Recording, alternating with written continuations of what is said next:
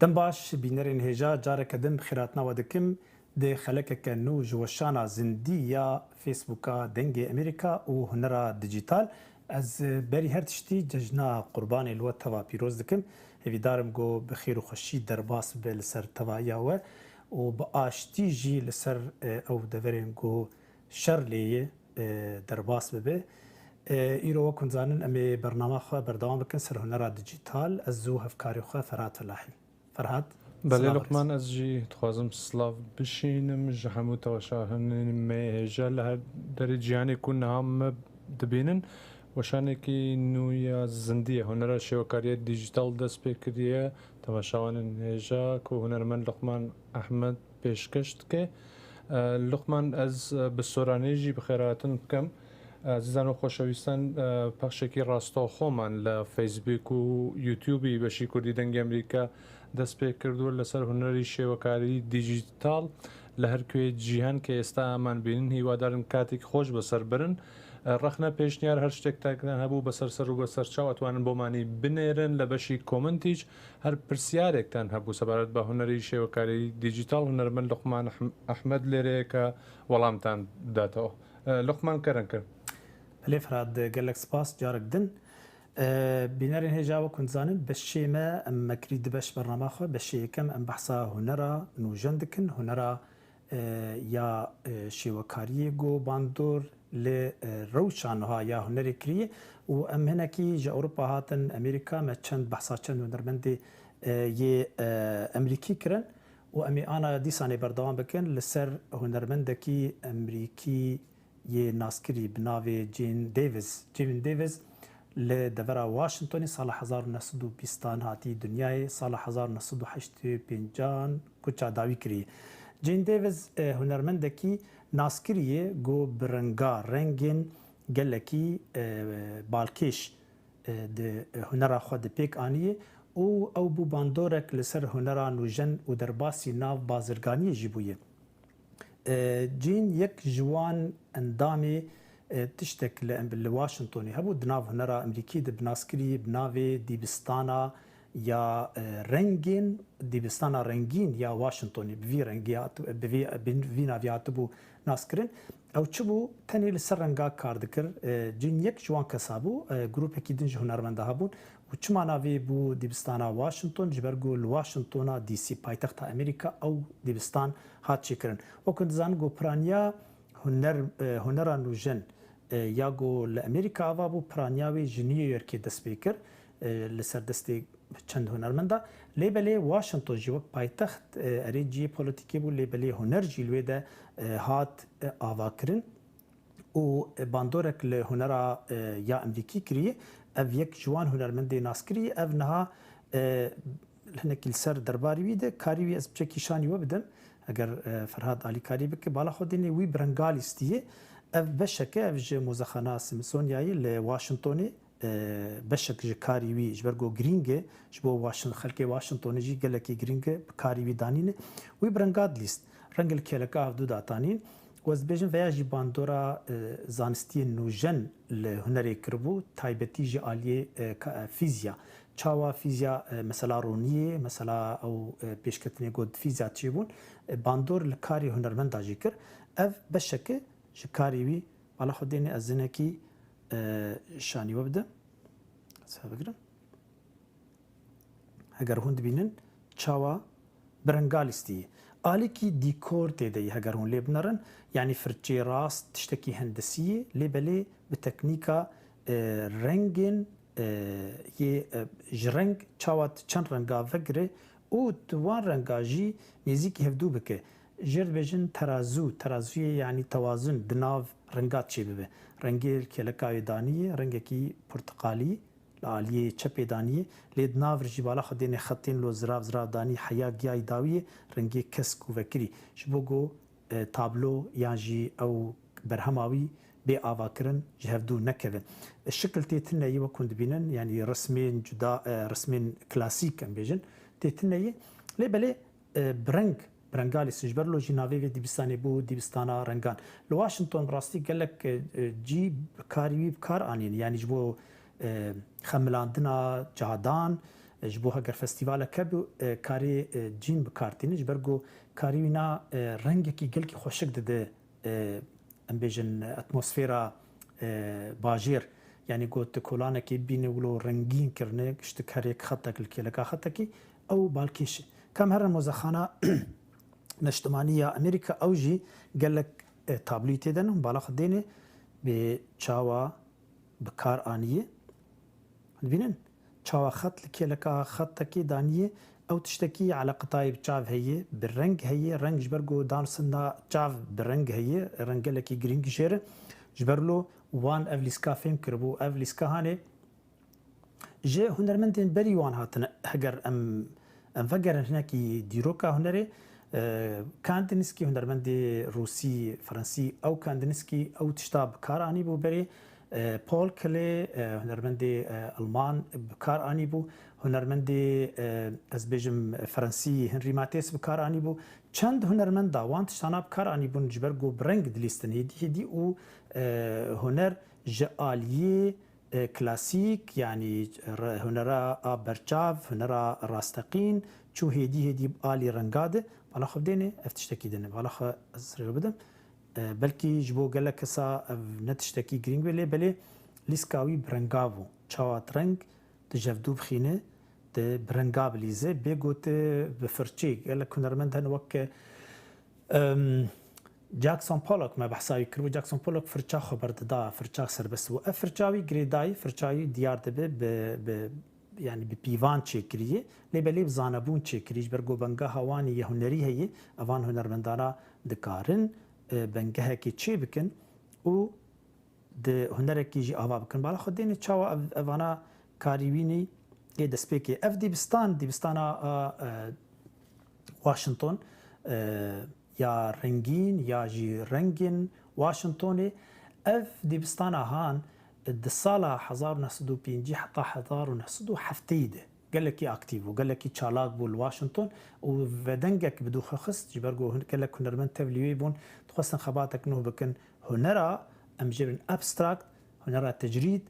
bi xistin qonaxekî din qonaxa berê bi firça serbest bû berê bi hestê hunermend bû û xwezaya renga jî xwezaya kevalê jî ew lîstka dilîst wek me berî anî ziman Jackson Pollock yek ji wan kesana got firça xwe boyax davêt ser tablo û ew boyax çawa diçû rengek distend wilo dihişt lê belê van hunermendana jinkî ji wê qonaxê derketin hinkî aqil derbazkirinê ku em divê em bi rengekî hendesî û rengekî mekanîzmî çêbikin ji ber wilo jî wan karê baş kiriye û bandor heyanî ana jî di nav kar de em dibînin karê berhemê wan jî hene berhemê wan rastî ev tev di li mozexana ya neştimaniya Amerîkayê hûn dibînin karê wan li vê de ye evana ana heger em bêjin ev çêka çî ye ji bo çî ye çawa ye em dikarin bêjin ev di market di bazarê di bandor kiriye heger niha em li moda dinarin li cilû berga dinarin em li dîkorê mala dinarin rengê mala dinarin rengê tiştê derûberê xwe dibînin ew giş bandora van hunermenda hatî rastî ev ya rastiyeke heta xwarinê de jî wek McDonald's wek gelek xwarinê ku li Amerîka hene li dervê Amerîka jî reng tê di gelekî rolek mezin lîstî ew jî vedgere ji hunermend dar ji ber ku wan hunermenda ev tişta ava kirin berî her kesî û xelkê jê wergirt ji bo cil û berga çawa dikare cilê xwe li hevdû rengê wan li hevdû swar bike û çawa mala xwe jî xweşik bike dîkorê mala xwe bi renga serrast bike û di nav xwarinê du hemû tişta de di nav jiyana me ya normal ya rojane de ew reng derbas bû ji ber ku em nikarin her tiştekî wek hunermendekî çêbikin lê belê reng beşekî jiyana me ji ber lo jî xweşikbûnekê di jiyana me û wan li ser vî tiştî karê xwe û berhemê xwe ava kirin Ferhat bin qey bes belê Luqman gelekî spas pir baş bû rastî zaniyariyên gelekî giring agadariyên gelekî giring bûn li ser hunermendê modernîzm em bêjin newsa hunermendê modernîzm gelekî giring bû gelekî spas ji bo zaniyariyan berê wê ku em herin navberê beşa duê bernamê dest pê bikin dixwazim bêjim Mihemed Can dibêjî cejna te û hemû hewkarên dengê Amerîkayê jî pîroz be pîroz dike Nûrî Çexmak dibêje slav ji wera ji hemû ku li Amerîka dimînin gelekî spas ji bo we em herin navberekî Luqman û paşê dîsa vegerin kerem ke Temaşevanên hêjayê dengê Amerîka şopînerên me yê tora civakî فيسبوك تويتر انستغرام و يوتيوب هر روجا سي شمي دمجمير دوازدي نيرو بدما واشنطن بايتخت از لقمان احمد بريكا وشانا زندي دبن ليفاني مالي و جبو برنامج تايبت يا هنرا نيجار كيشي از تكنيك شوازن جواز ين في هنري بورا بارفكن وچاوي مال لنرين و داخوازين وبن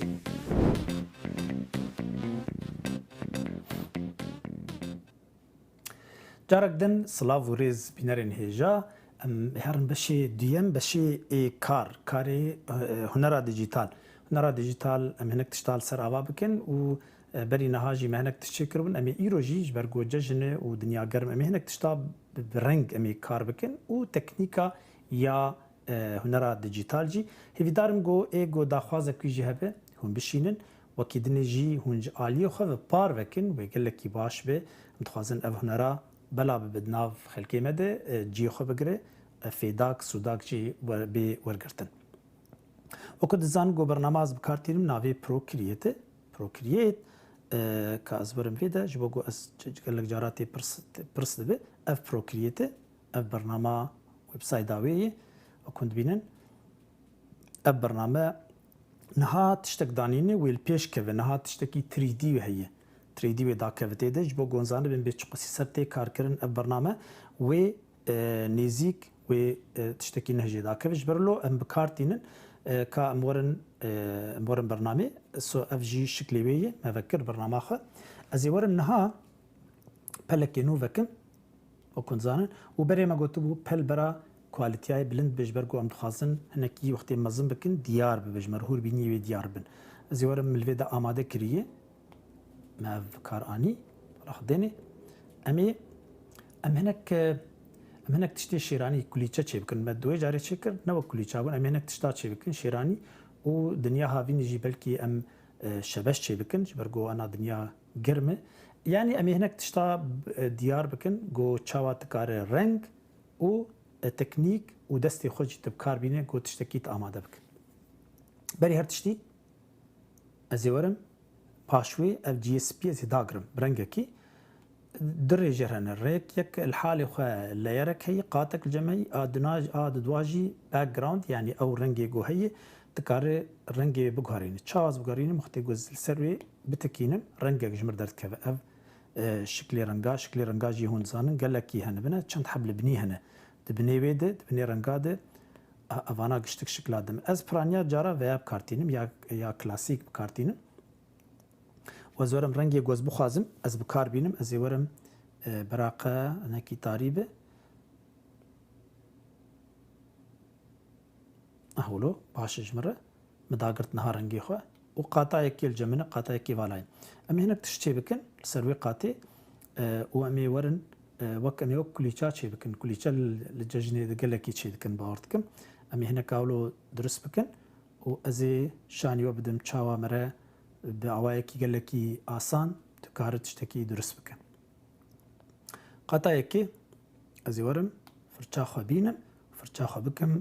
مونو يا كاليغرافي مونوغراف مونولاين او مونولاين جبو تشيج برغو رنگ تي داغرتن بري انا ما قلتو هغرتي كادني بالرنگ جي ود بدرد كفه افيا ناهي لرنگ در كفه جبرلو جي قال لك جارا بكارتي وزي ورم رنگي خو بنقينم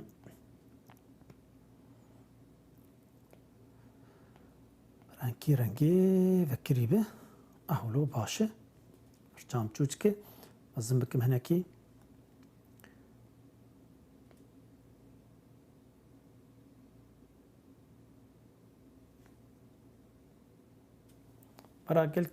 برا نقل کی گروور بن ام مولو چه بکن برا هنکی گو دستی دای کوان چه دبون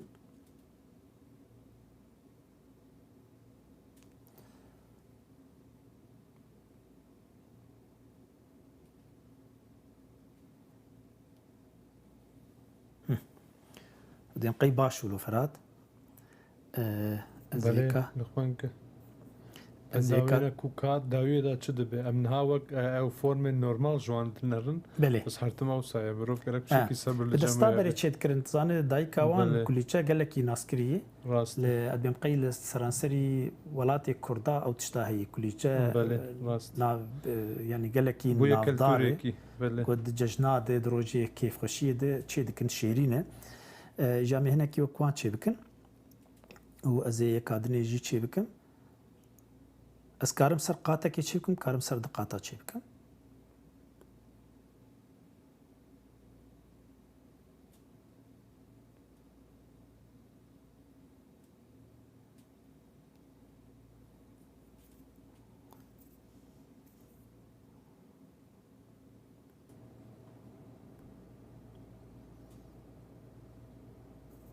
اف بچكي خوار دركت برا گروفر بهنكي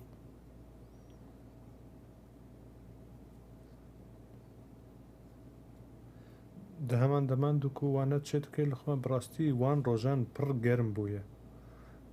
بله مرو قالكي جانا بله تلویزیون راست جهان خدا گرمایی کی وسط راست. ندیتیه راست بله نها ما اف تشكرن باشه از انا ورم از وان وان رنگين بكم انا قلكي خواني دكن چنه لبلي از وال سران كار بكم از ورم از دكارم لفيدا اولو الفلاك بكم الفلاك چد به سر رنگ تني ايگو از خوازم كار بكم از سر كار بكم ورم فرچا خو بچكي تاري بكم هنك رنگي وينا تاري تر بكم شرگو از خوازم سياوي چي بكم و از ورم سر فرچا خو يا هير براش و يا سوفت ولا حدني از ورم انا لكيلكي درناك بجويده برا هناي وجهه به استني لكيلكاوي هولو دكن چكي بك مستر بك قول علي دروجي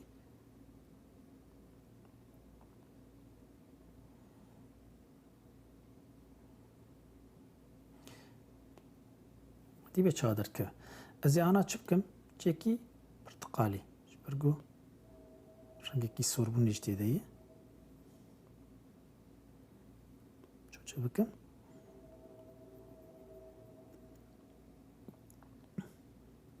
تدي مقو مثلا رنگ قالكي جرينجه انا بيتي كلي هبدودكم هولو چكي تاري تربكم كلكاوي تنه بينن زي ما زنبكم جبو خاني بجوره باشولو بينن الدوراوي درمتيم انا تشك درناك بالدرفه چما جبرگوم كري الفلاك رنگ دهيله يعني كاري گوزكم گشي سروي قاتا گورنگ تيدي جبرولو هند بينن لخاني دك بيچاوا پاش او قاتا يكي پاشوي والا بوي والا هيچي بوي جبرگوي دگري ناهي لگو رنگ دركبه اگرز انا الفلاك راجمي بالا خدين هگرز راجمي چلو دبه اگرز انا نكارم ازولو بكم رنگ درد كبه شدر في درد كبه بالا خدين چاوا الجمو خانينا كاز بكم رنگ كي وديت بچاوا درد كبه تيجو أزبكم الفلاك أو تشتا درناك في أسشقسي درك مش دربي ناجي جي دربي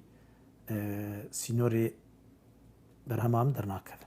كادي سان أزبكم الفلاك أو أزبر دوام بكم هناكي تاري بكم أمي أنا هناك كنجيجي بسرداكن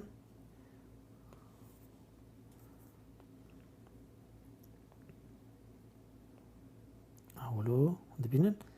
نها شكلي هيدي دس بيدك چه دبه ورم ديساني بچك سور برا بهنا مرفره به هناكي جبوگو از خوازم خوشک بونكي بديمي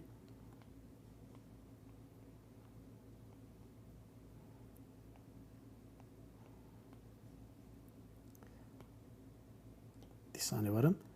تاري بكم هناكي رش كيلكاوي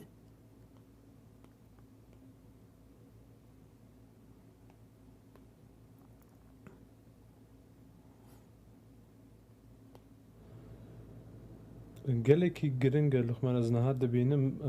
demê ku bi wan renga bi reş û spî û rengên ku tevlî vê rengê dibî çawa zindî dibe wê بله بله şeklê ku çê بله او راستي او gelekî giring e yani te dît bina ana veya bala xwe denî her du ber her du çawa firqavê heye gelekî نها يعني جبر جورنجي شين الباشونا هي مرنج جينكري وقت جورا مراجن رنج يعني سكارم انا في رنجا ازراجي مي بنا بيتشاود به بيتر خواني دك امي انا سركار بكن بس مدانيج بوجو ام ببينن نها از ورم ياد نيجي شي بكم افاناجي بعيني شي وازي جبر جو الفا لا كل سروي قاتي قشي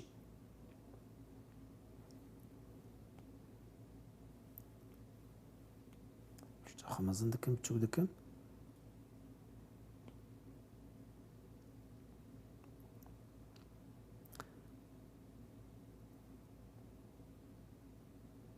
أنا تخازم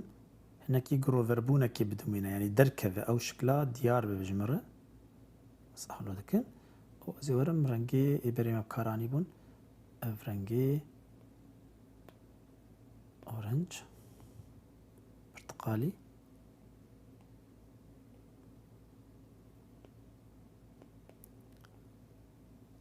تساني تاري تر هناكي تاري بكم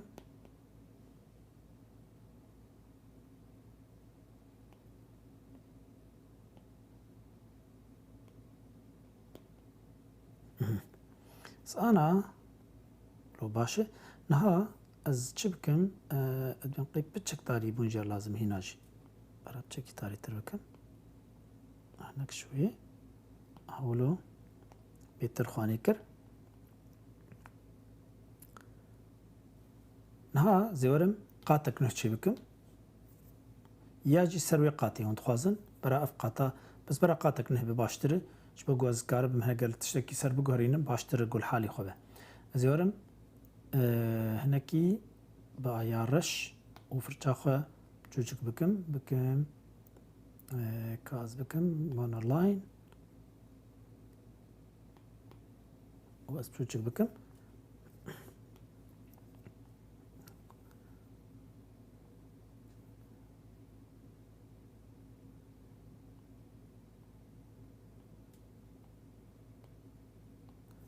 بين تشوا از هدي افوكن جيال سرديتي نجارنا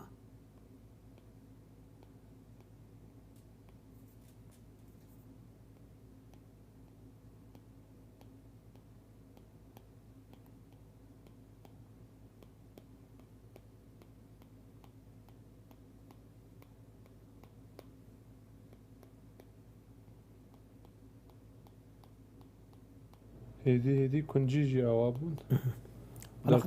بس انا شي از بشكي سر كار بكم بيتر سكارم ورم قاتك نحكي بكم ويا بمجور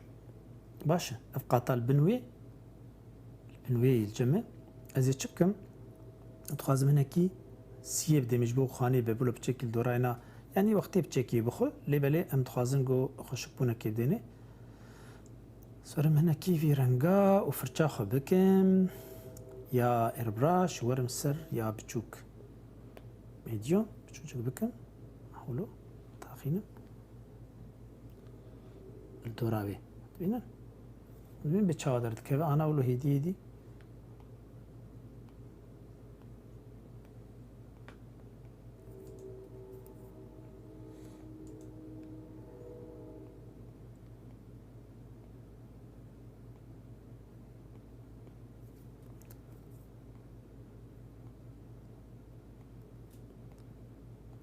أنا ببلس شي بكم بندي هما تاني أزول السياق بيتخينا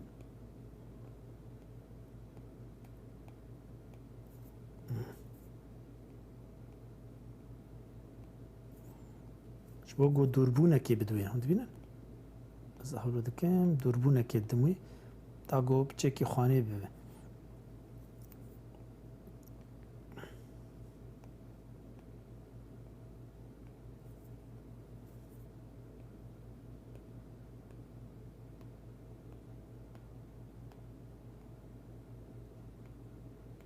بري وقتی ججناده دایکا بوک جی چیت کرن کی زاروکا چه دکرن بله راست شبو کیفا زاروکا بی نها زی ورم چبکم زی بچکی رنگی وکری و زی ثانی ورم اشتاق حیاج می زی بچوچک بکم بالا خدین نهاز چابکم جوراوی اهولا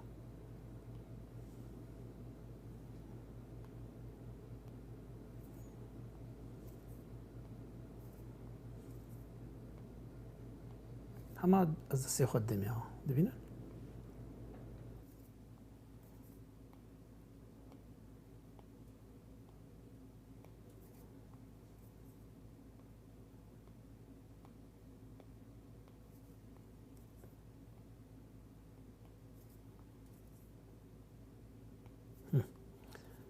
بچکی وقتی دخوه لی برای بنامه فربش بگو ام کاربن تشتکی بله راست قالوا تكنيكين دن هنا جبوا يكو بلاستر فراد فيات نكار فياش برجو يك بحور يعني بتشوكن بله راست وبرق بهنا مرة فربج يعني قال جرا ام تكنيكي تديب كارتين او باشتر جو مرة دستي مرة جيتي كفسر دكارد يعني وقتي جو مرة بك او كارا هناكي وقتي دخو لي مرة باش فير دبه بس اميكي تاني تشيب كان ام ايدني ناكن بس شبو جو از شعبو بدم ام ناخذن بهنا والطنق ببه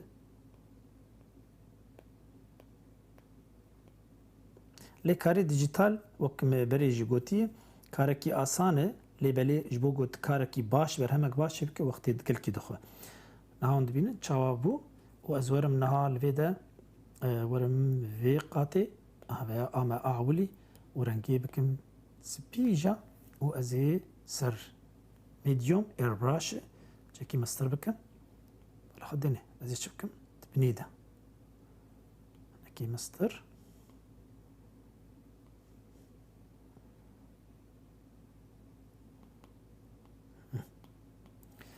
نهاوند بينن چاجم چيبو نها جاز ورم سر افرم قابو كارينم اس قاتك نه چي بكم قاتك نه زي قاتا بينن بني وزي في رنگا داغرم به رنگكي براقه رنگی کی تاریبه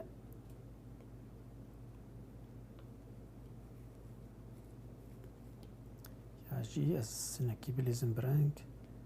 کرستاگرم خواستم گو رنگی کی خوشک در که وزی آنا به زی چاب کم جور یا جی از رنگ داناگرم از تشتکی دم بکم ازی قاتک نشچی بکم بینم بنی وزی ورم فرچاخه رنگی کی تاری رش فرچاخه بینم فرچاخه از کارم ایربراش ویا بینم یان جی کارم تشتکی تکسچر هیه آ تکسچر جی شکل کی دمه لیبلی برا اوه وزی داگرم اولو مزنکر کیلکاوی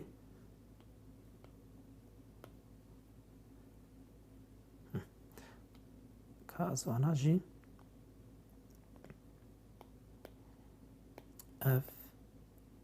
اف ازولت كم عندكم يك سبتشكي مزن بكم مشور اهو لوخش كتربو هادي سان ورم فيها فرشاخه لكيلكاوي وزي ورم فرشاخه بتشكي فكري بكم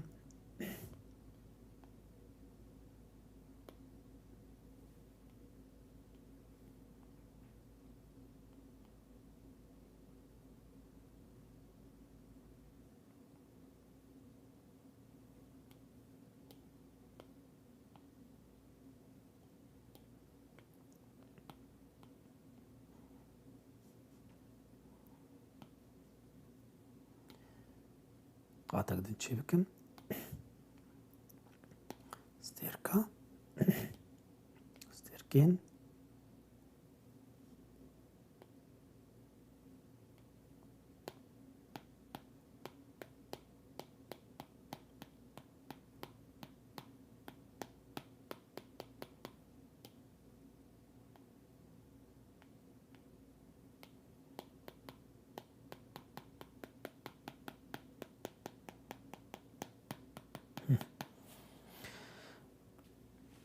على خديني بله أنا أذكرم هناكي فياجي قاتك دن بني چه بكم و استاري بكم هناكي باشينا ورم سر بيرم ايربراش شو چكتر بكم تبنيه بيد ها شو بقو خاني بيتر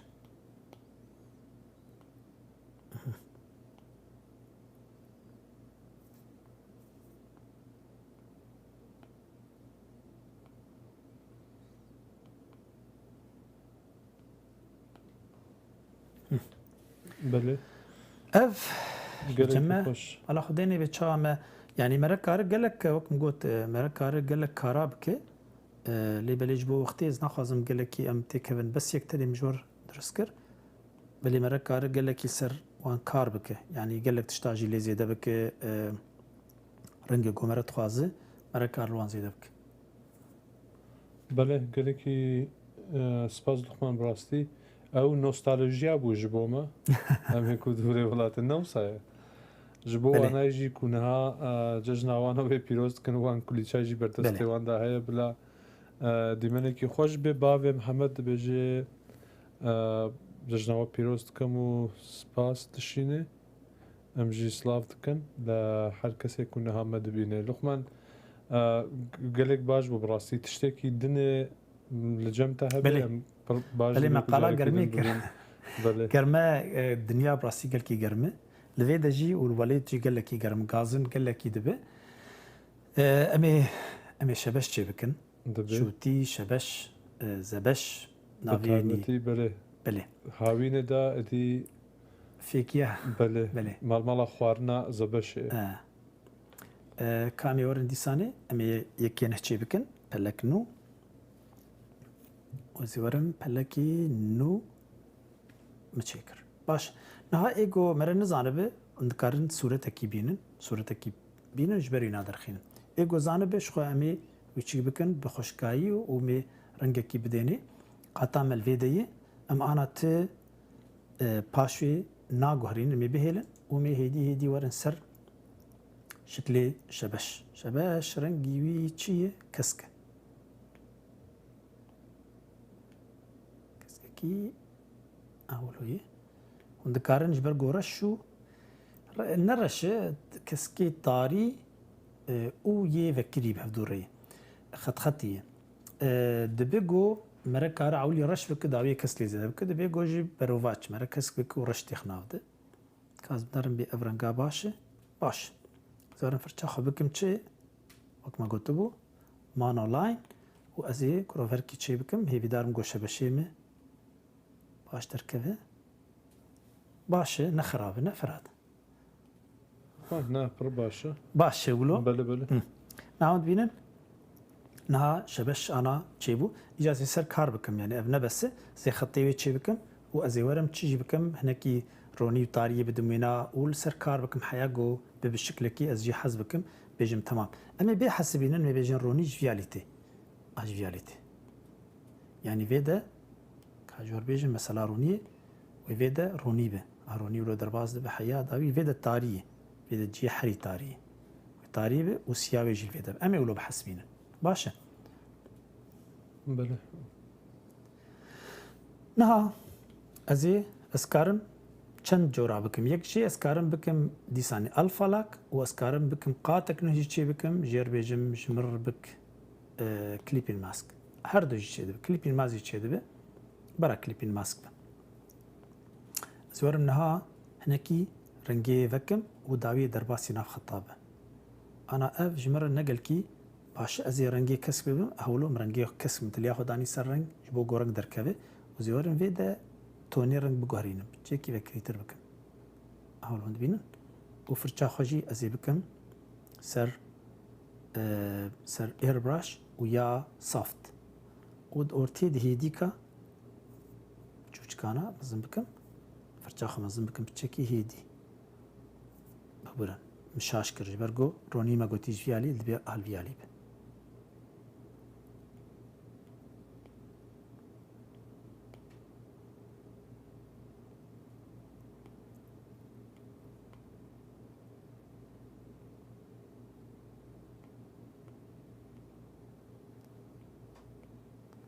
چکی و کریتر بکم چی حل رونی دیگه داخل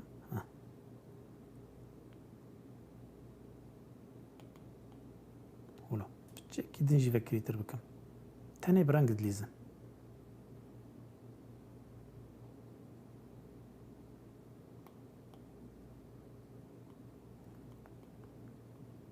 باش نها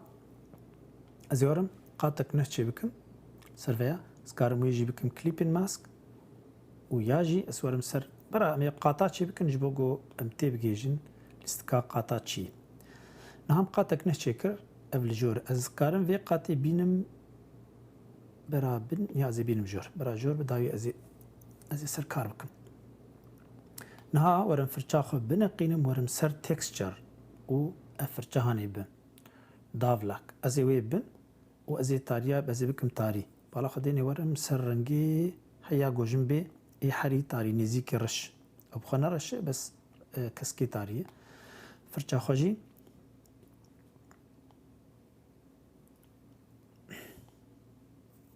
باش نها هنا كدني تاري بكم نها الجم خط شاوانن خط الجم اولوي بين نخطي راستن لفيدا السريوي سري شبشه افتين بهفدوره كذا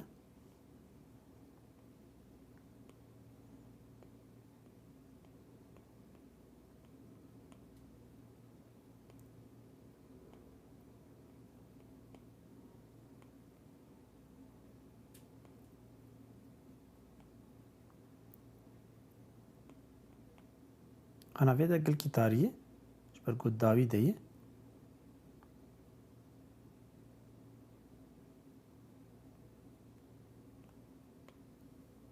ارتاخب شو بكم هنكي مزن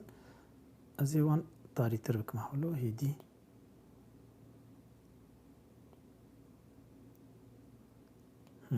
شبوغو خاني بيت بالا خديني تشاوا شبوغو شكلكي بدي بله راستی گله که خوش در کردی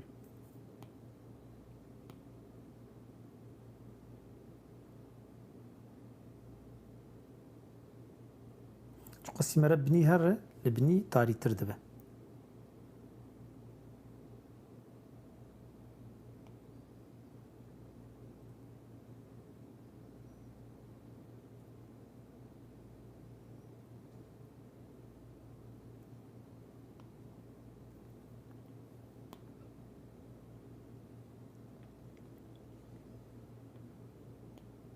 بله از دبینم که هدی فرم لخمان درد کبه زبش هفید کم شیرین جیبه بله و گرما هاوینه بچه که مروف أنا شبك من فراد أنا بعمله كر ذهنكي ديساني رنجي فكري بس خازن برا ورم سوي رنجي قاطع بنوي وديساني رنجي خب شكي فكري تربكم سكارم بعيني فرشاخة نقارين هناكي أهولو خط كيوينا بيتر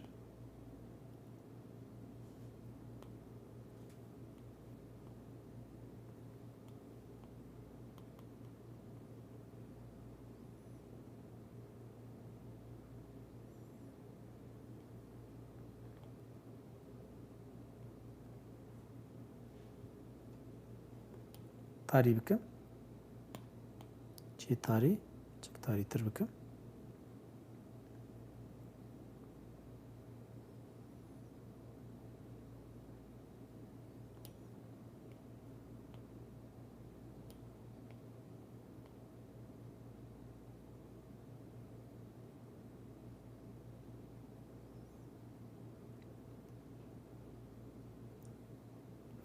بله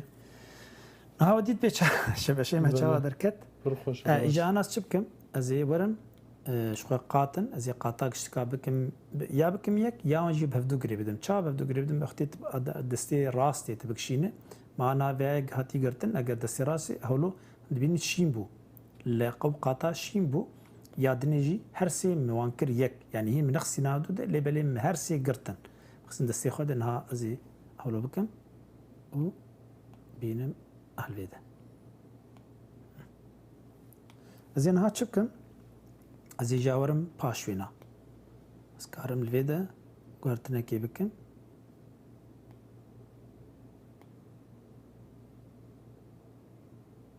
Aholo baş e lê nana ji min win dabû ez ê hinkî ser kar bikim. Ez ê werim qatek neh li vê de wirin qatek neh li ser veya durist bikim wê bînin bin wê ji ber ku ez binî dixwazim. Qata li jor e. Ez ê niha werim ev rengê şîn ê me neqandibû me destê xwe li danî ser û ez ê reng vekim. Hêdîka bi alî jor diherin rengekî vekirî. Firça xwe dîsanî werim bikim. Airbrush hêdîka li jor mezin bikim.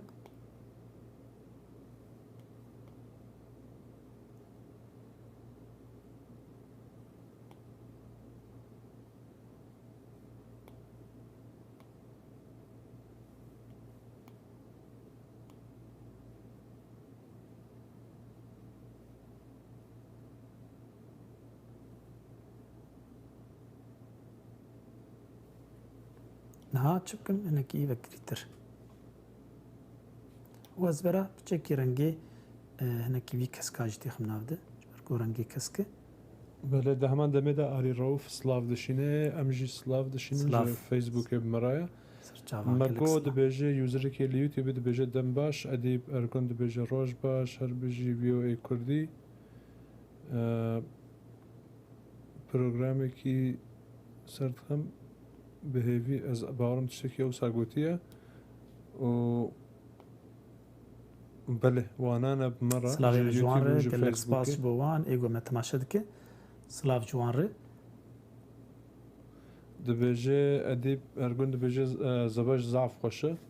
هم جیب ترانه belê me dilê û bijandê bes me xwest ku ez şanî we ji ber ku Ferhat got dinya germ e germa hat bîra me got bisekin ez tiştekî bilo çê bikim. Bala xwedî niha ez çawa renga dixim da hudûdê ez hinek rengê sor jî bînim ya pirtuqalî piçekî. Ez ê ana çi bikim? Ji bo xweşikbûnekê bidim wê dizane. Yani ez renga hewlo xweşik dikim. Me qala renga dikir û ez ê werim rengê reş dibinî de. Vê de. Vê de gelkî reş e. Hewlo çûçik bikim. Niha li vî alî ronî wilo hatî hûn dibînin çawa ronî hatî. Ez ê werim ana tiştekî li ser ew ya şebeş bixwe. Ez ê hinekî ser kar bikim. Em werin ser veyanê. Dixwazim piçekî ew ya din jî her du qata piçekî dinê ser kar bikim ji ber ku rengê wê hinek vekirî dibê vekirîtir be. Me anî firça xwe ji bo ku ronî bêtir diyar bibe. Hinekî roniyayê zêdetir kir. بله خویه Kêlekê jî a piçekî hewlo. Bînin çawa dibe li xwanê dike ku û ez ê werim niha vê de jî tarî bikim reş ji binî de. Hinekî tarîtir bikim.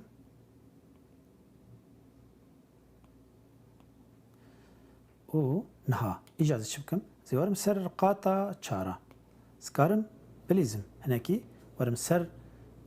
Gazyan blower me heger skilîk bikim hala xwe nê. Ez karim vê rengana têkilê hevdû bikim. Min çawa dibe? بله راسته Hewlo. Baş. Li cemê dîsanê ez werim piçekî vekirîtir bikim. Ez werim firça xwe bînim ser. Vekirî hinekî vekirîtir bikim hewlo.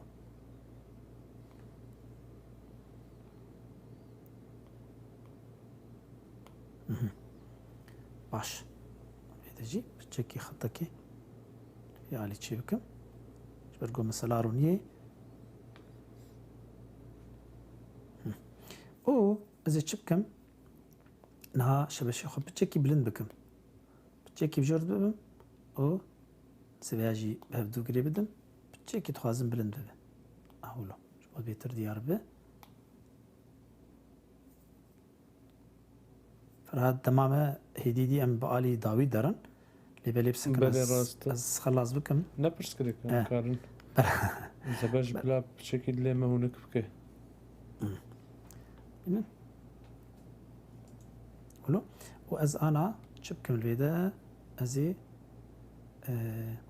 قاتك نشيب بكم جوراینا رنگی تاری رش و از برم برا گازیان برا کالیگراف به باش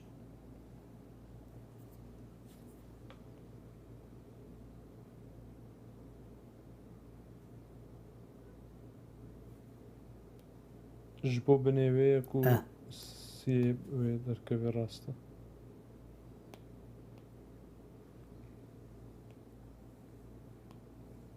هندین از وی چو دکم نزیک دکم لبرخه اهولو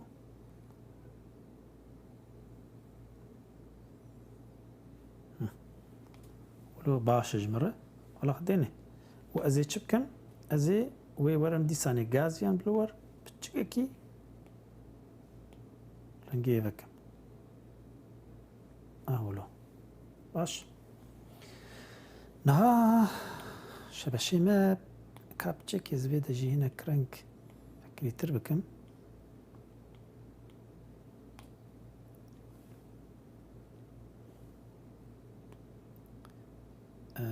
زورم سر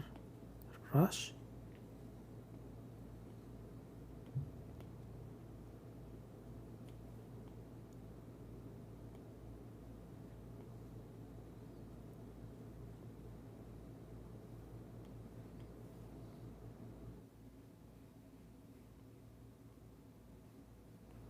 دهمان دمجی دا با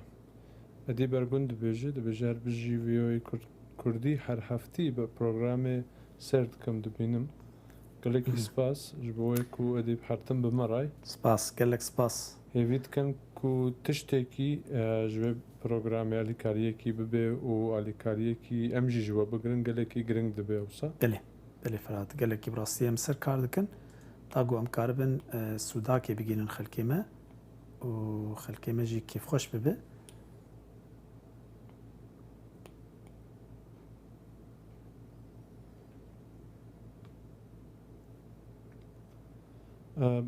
مخابن او نبو لقمان خوزی دم هبا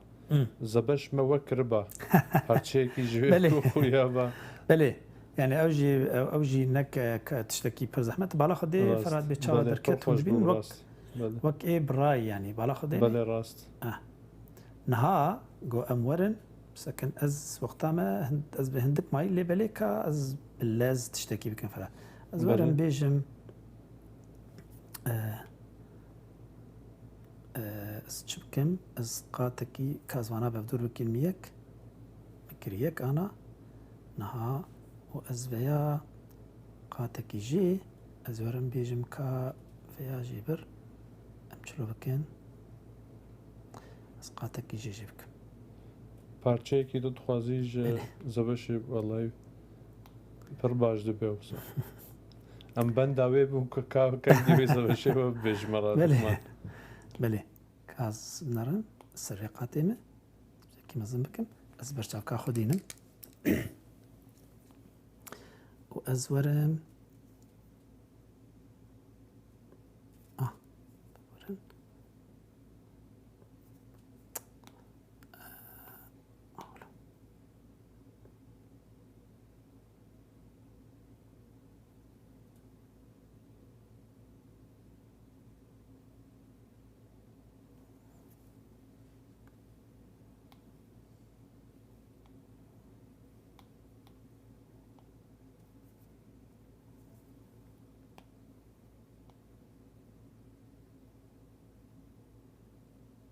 بێوێ ئەوەی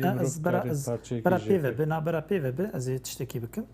یا ژینە ئەس بەرا ڕاژکم بڕاستی چێتر دەبێ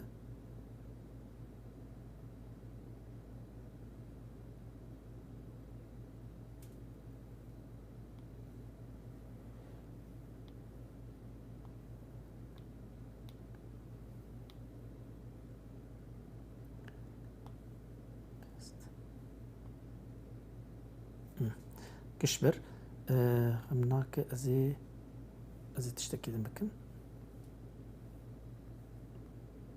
شبه وقتي كأزي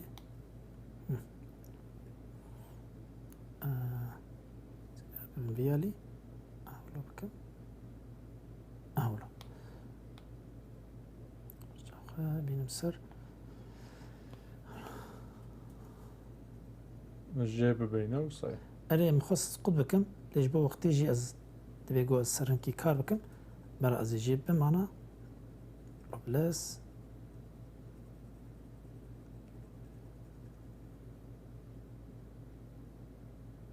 دبن دو قاتانه وصحيح أري سر بقاطع كار دكم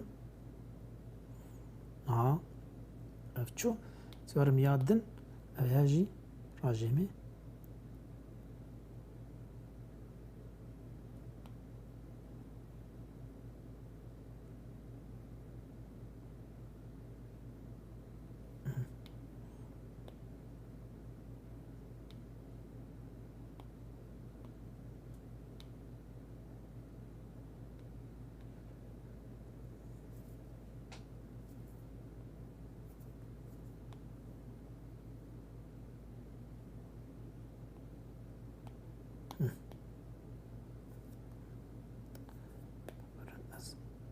بيا راجمي لأنها خويا بدركت قولوا باشا زي أنا تشبكم زي ورم فيا زي جارن جيب بكم سور بالا خدينا فيا هاني كان بيدا تشتك زي ده يجمع إسراجي ميجي أولو باشبو نها جمولوي أزورم جربي جم جمربك الفلك الفلك وأزورم سور رنگی سور أزورم فرچاخ بكم براقة فرچامة تكستشر به هديكا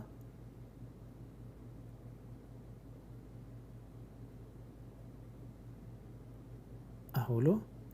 باشا وأزي بچكي جا سبي بكم كده بچوچك بكم كده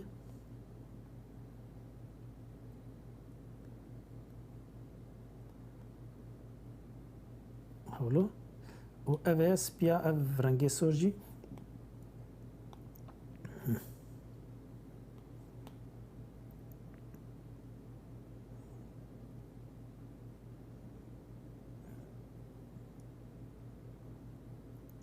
شين بون قلقي دا هندا بينه وصحيح تكاره هنا كي تدبيه له تكاره يعني أهولوش بو خشبونه كي بدي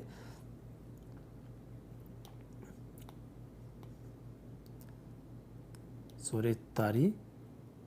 benim tarihi بكم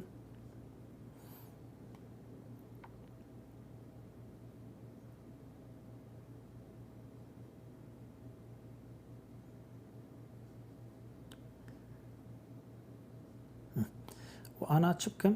أزورم دندك أشبكم دندك جي بتشوشك أسكار برا بيابه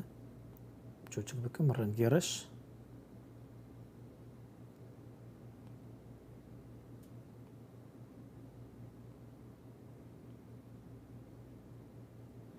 بله هدي دندك شي تشب الناوي ده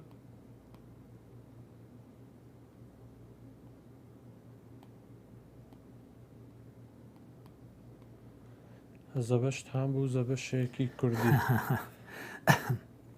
على خديني بله برخجو براس شاو مبلس شكر أبي بتشكيش مرة الروان خوشتي الروان جواد بيجي هر بيجي مع مستا قال لك سباس تشتكي بكم أنا بتشاو أسكار معولو جيب بكم فراد بله راستا بله خوياي رنگ تيكل يبدو بكم معولو بله أسكار مولو بيهلم أولو برخش. ليه بله أبيا أبي مرة بتشكي أستخدم نكي سركاركم ببورن أزيويجي تشي بكم جبرجو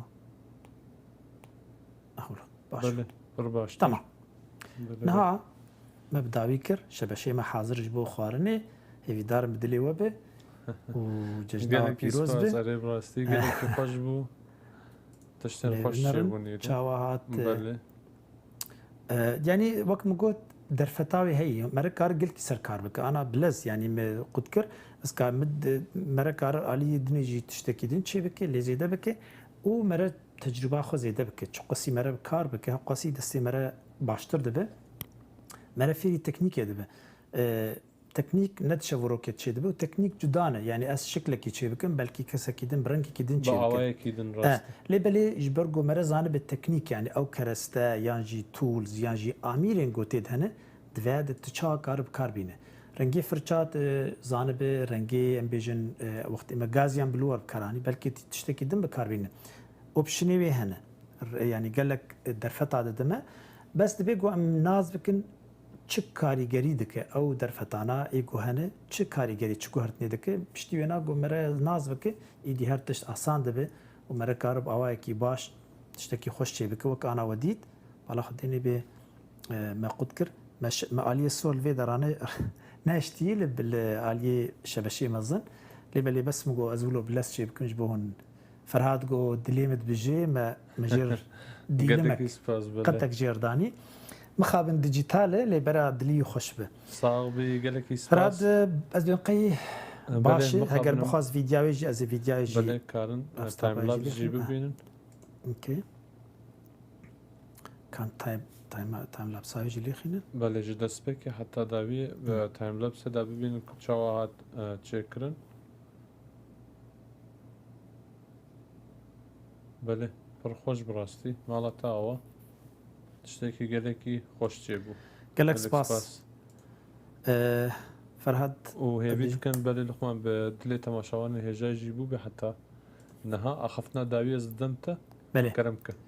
belê Ferhat gelek spas carek dinê spasiyat dikim bo vê derfetê got alîkar her car alîkariyê dike tê bîrokeyê baş jî tîne ji min re spasiyat dikim û spas ji bo kesê got me temaşe dikir û kesê got me re bûn spas ji bo wan kesanê got silav jî şandin ev bernamak taybet e bernamak hunerî ye em dixwazin bi we par vekin em dizanin rewşa cîhanê bi temamî rewşek nexweş e korona û şerê got çê dibe di nav van bernama de yani wek beşek ji dengê Amerîka me xwest got em hinekî dilê we xweş bikin û hinekî kesê got bi hereya wî hunerî hebe derbasî nabibe û karibe ew tişta bikar bîne yani ev tiştên di nav destê me de wek em bêjin programên softwêra got heye em bikar bînin da got em karibin xwelpêş xînin û diriya wê jî berhemekê baş biafirînin û diriya wê jî me re naz dike got belkî tiştekî hunerî di hundirê me diveşartî hebe em wê derxînin pêş ji ber lo em ser kar dikin rastî û hêvîdarim got hûn jî ji aliyê xwe ve bişînin ji me re bê nerînê we çin bar vekin hûn çi qasî kêfa we jêr bê hek qasî em ê li pêş kevin hek qasî em ê bernamê berdewam bikin û em karibin tiştê neh jî li we pêşkêşî we bikin belê Luqman berê wê kum xatir bixwazin Mehmûd Ebûdilot silav û rêz şandî ka Luqman gelekî spas em jî silav dişînin silav gelek silav ji kerem ke xatir xwastin û axiftinê dawî spas belê gelek spas carek dinê cejna we carek dinê cejna qurbanê li we pîroz be hêvîdarim got aştî were nav xelkê me aram bibin carek dinê ev mebesta ya serekî û dilê xelkê jî xweş bibe û her rojekê hêvîdarim got bibe cejin û kêfxweşî ji bo xelkê me hetanî sêşema tê her şad û bixtewar bin. Temaşevanên hêjayê dengê Amerîka şopînerên me yê tora civakî Facebook, Twitter, Instagram û YouTubeê. Her roja sêşemê demjimêr 12 nîro bi dema Washingtona paytext. Ez Luqman Ehmed bi rêka weşana zindî dibim mêvanê malên we. Ji bo birnamak taybet ya hunera nîgarkêşiyê. Ez ê teknîk şêwazên cêwaz yên vê hunerê bi we re par vekim. Wê çavê me li nerîn û daxwazên we bin.